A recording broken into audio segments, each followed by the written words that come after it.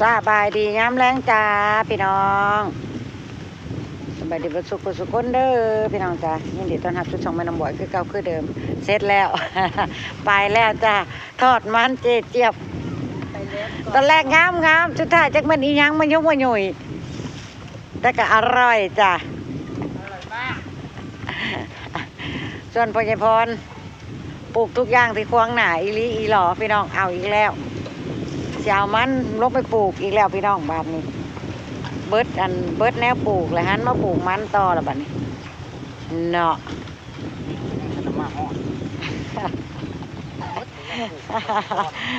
ยังรอพริกแล้ว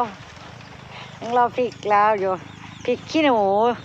ยังบ่มาแล้วก็สิปลูกมันขาเวลาถาเราว่าเบิ่งในบ่ตัดเอายอดมันอีแล้วไว้พี่น้องเอ้ยอ้าวจัดไปพญพรจัดไปโอ้ยมีดก็คือบ่คมเด้อค่ะ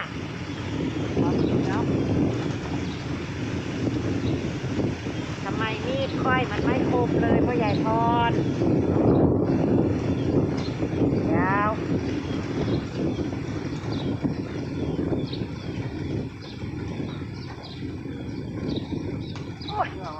มากนี่เขาว่าแต่ทายดีกว่าที่เหลือไม่หรอก มันเลิกรู้โอ้โหเพราะคุณมดน่ะ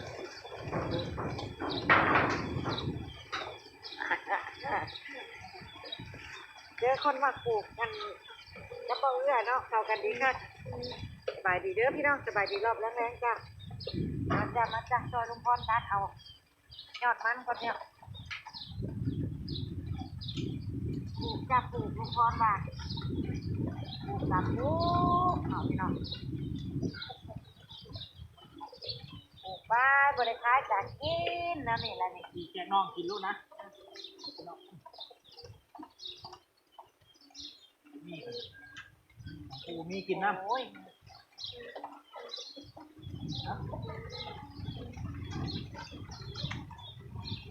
พ่อละมันเนี่ยเป็นปูเป็นตะลุกขาแล้วจะตัด โอ้เลย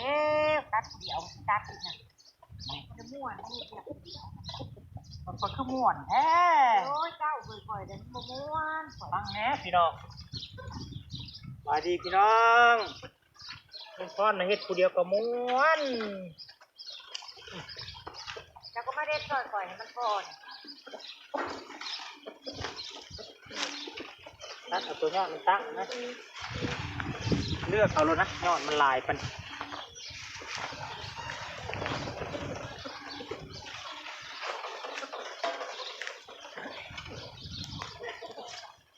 โอ้ยเหี่ยวอะไรนี่มันไม่มีกระป๋อง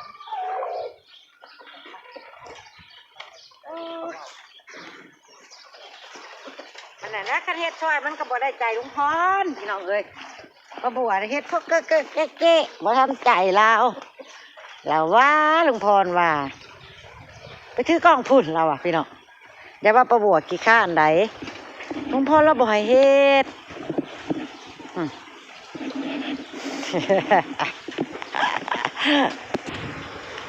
หาพอแล้ว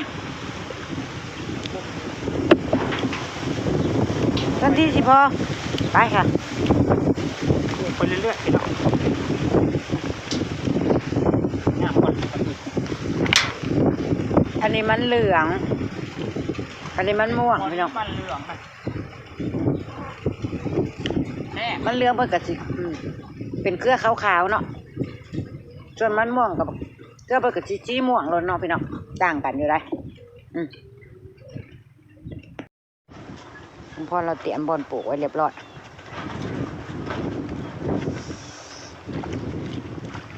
ปลูกอยู่บ้องอันมองตัดมาเมื่อกี้เนี่ยมันนั่นนะพี่น้องเอ้ยมันขี้หินจ้ะมันเริ่มไปอยากได้หัวเพราะปันใดหัวเปิดกับบ่อยากงามบ่อยากเงา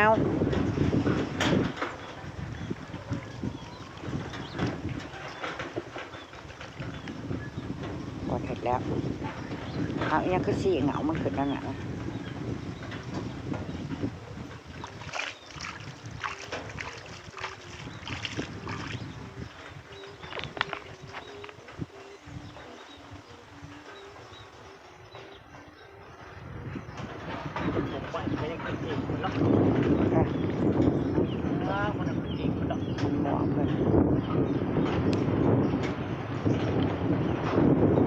นน่ะมันเหลือง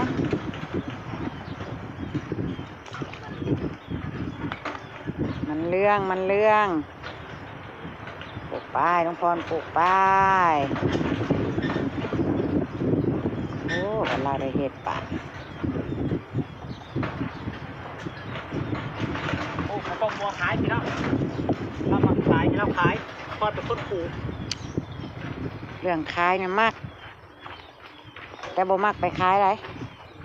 มาขายอยู่ในเฮือน ขายอยู่นะขายเลยไม่ได้เราไม่ได้ขาย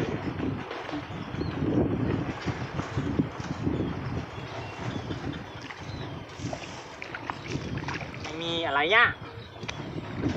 ไม่มีอะไรยากสำหรับลุงพร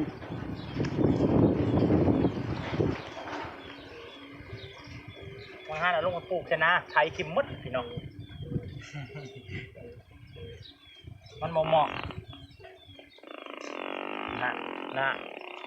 ยังอันนั้นนะพี่น้องน่าเกลียดปลาบุอันว้าวน้ำกันอยู่ดีๆก็นอนๆแอด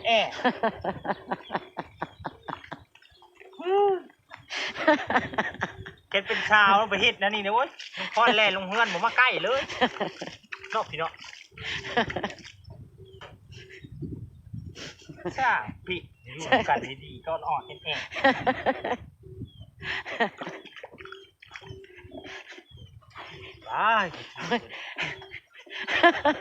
อันว่าสิคอยแต่ได้ไม่ได้กัน ออดแอดโอ้ยเอาปลูกไปพยาพรจะสนใจเสียงนกเสียงกาเสียงรอบข้างเฮ้ยหูดีแท้ๆเนาะพี่เนาะ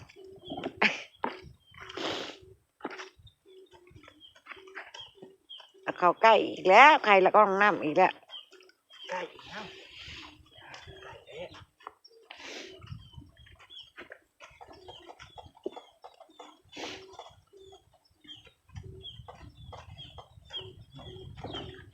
เราเฮ็ดก็จะง่ายแต่แท้ลุงพรเราปลูกเนาะ ยากยัง ปัดปะบัวก็จะง่ายแต่แท้ปลูกหยังกะ ยากในลุงพล บัดเราเฮ็ดเลยเจ็บจุบไปโลด ยากทุกคนดีแล้วบอกมือจุก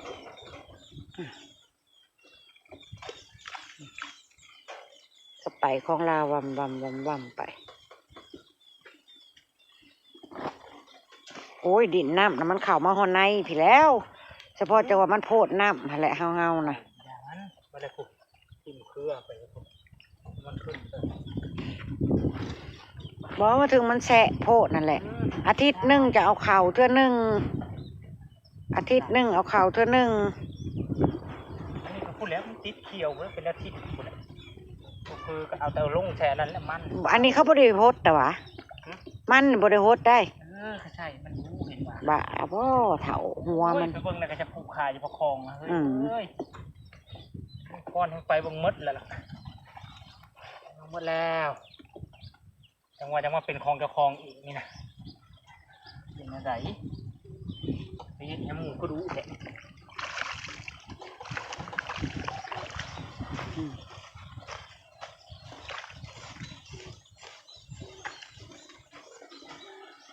จ้างหมูเนาะมันมึงมันเว้นอยู่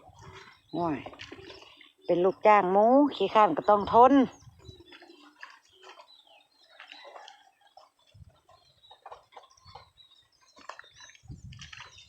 น่ะ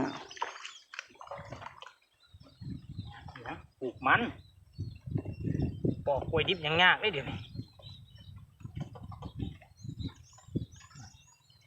เนี่ยเพิ่นออกน้ำคอเพิ่นเอาพี่น้องบริวารแต่ชอกคืบเดียวเท่านั้นปลูกบาดเพิ่นหัวดกในมันนี่พี่น้องก็ลุงพรอยากขยายเพิ่นเอามาแต่ไก่เนี่ย มันโคลา ต้มหวานนะแซ่บพี่น้องมกนี่แห้งกระแซ่บมกลุงพรกินมกเนี่ยแต่มันเรือล่องเดียวอยู่นะฮันลุงพรยังมาให้ปลาบัวคนลุงพรเอามกหน่อยเดียวนะไปได้กินแล้วติดใจมันตรงนี้นะ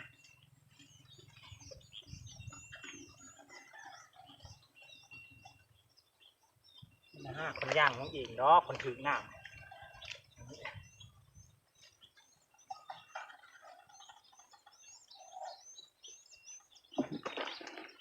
ว้า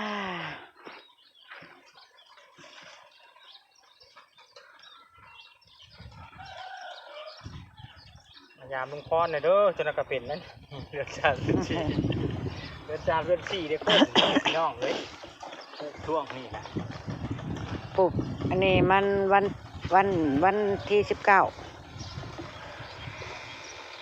วันที่19เดือน12วันเฮาก็ต้องขวดวันที่19เดือน2หัวเพิ่นเริ่มขวดได้แม่นบ่แม่นหั่นแหละเนาะ3 เดือนเนาะพี่น้อง3 เดือนแม่นเลย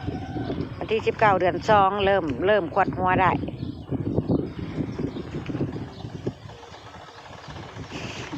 นับมือปลูกรถจื้อมือปลูกไว้เด้อพ่อถาวพร ลืมในลุงพร ปลูกวันเกิดน้องบอยเอาจื้อเอาวันเกิดน้องบอยเอา ลุงพรเบิ่งแต่นั้น ปลูกหลังวันเกิดน้องบอย เนี่ยคืออันข้าพ่อ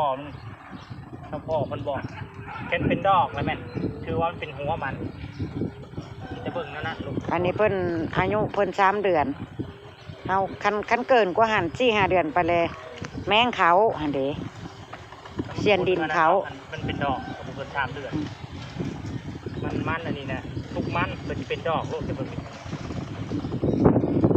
ว่าแค่นั้น บ่พอสำเร็จน่ะจะตัดลงมาหน่อยโพดเฉพาะมันนั่นมันเหลืองแล้วไหนพี่น้องใส่คู่นี้ มันนั่นกับพ่อคือกัน มันม่วงก็ใส่ข้างล่างเด้ ใช่แก้ว เพิ่น มัน สิปลูกหันล่างใส่กันนั่นนี่แหละเอาคลองน้ำไว้เชิงกลางเด้พี่น้องเอ้ยวิธีการของหลวงพ่อเราคิดไว้นะ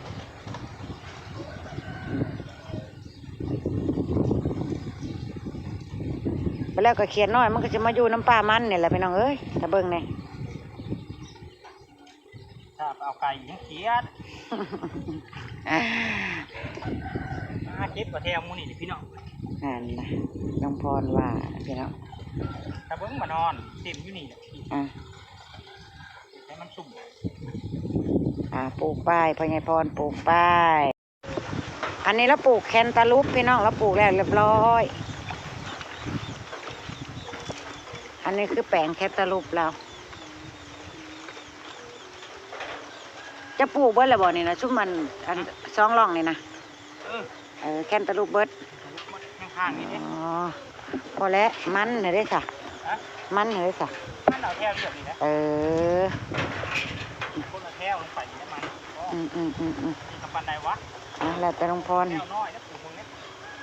แท้มาแล้วมันสิออกเต็มมดมันน่ะแท้ แล้วปลูกมันเหลือง หัวมัน อันนี้เราสิปลูกมันม่วง มันม่วงกระบัวพี่น้อง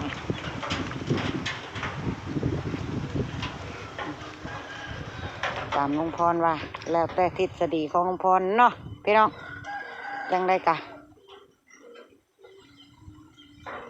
อำลาพระจากแล้วจ้ะพี่น้องเก็บภาพบรรยากาศ2 เท่าเข่าสวนยามแรงไว้จำนี่แหละจ้ะพี่น้องหมู่พวกมาซุ่มมาแจวน้องเอื้อน้องลีโอกันแย่งง่ายกันกลับแล้วจ้าประบวกกับหลวงพรกับเข่าสวนต่อเก็บภาพบรรยากาศไว้จำนี่แหละจ้าพอๆกันคลิปหน้าเด้อพี่น้องจ้าขอบคุณทุกกำลังใจที่ส่งมาให้ครอบครัวประบัวขอบคุณที่บขามโฆษณาประบัวเด้อพี่น้อง